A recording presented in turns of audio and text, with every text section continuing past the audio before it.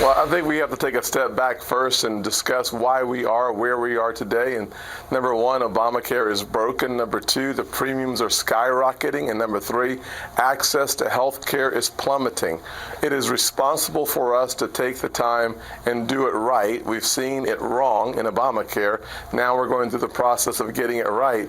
As far as secrecy and a deliberative process, I have had town halls around South Carolina without any question over the last several months. We've had a 7-year journey in debating healthcare as a nation. This debate is coming closer and closer to the end. You make an excellent point. We've had a 7-year journey here.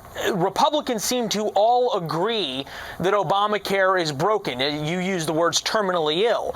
But in those 7 years, why is there not an off-the-shelf, ready-to-go alternative that fixes the problems that you just talked about?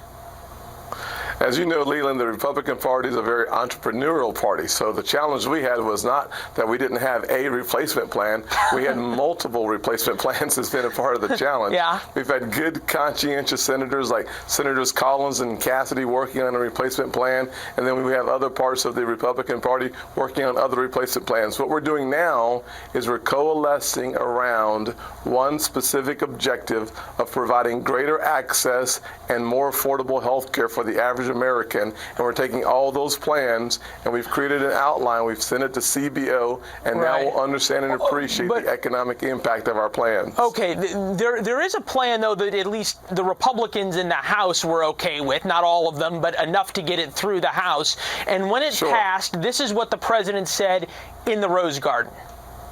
And this is a great plan. I actually think it will get even better. And this is, make no mistake, this is a repeal and a replace of Obamacare. Make no mistake about it. Okay, there was the applause, and then this is what President Trump said during a meeting with senators about health care just a little while ago from the Associated Press. One source said Trump called the House bill mean, and said we need to be more generous, more kind. To you, Senator Scott, are you worried that no matter what bill comes out of the Senate, that the White House might change the goalposts on you as they did to the House?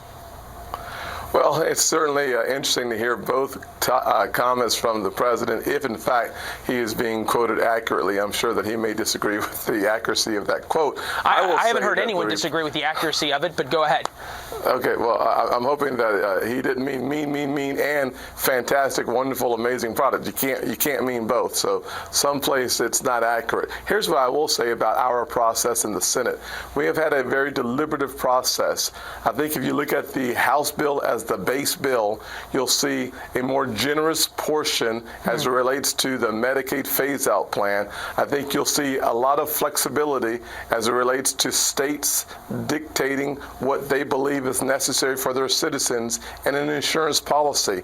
You'll have more flexibility. So perhaps more generous and more kind, to use the president's adjectives. Well, I certainly think that our plan will be at least more gracious. Okay. Certainly taking those two words and putting them together. You'll have more flexibility, and thank you very much. There'll be more flexibility and greater certainty that the states will be in charge of healthcare decisions and not the long arm of the federal government.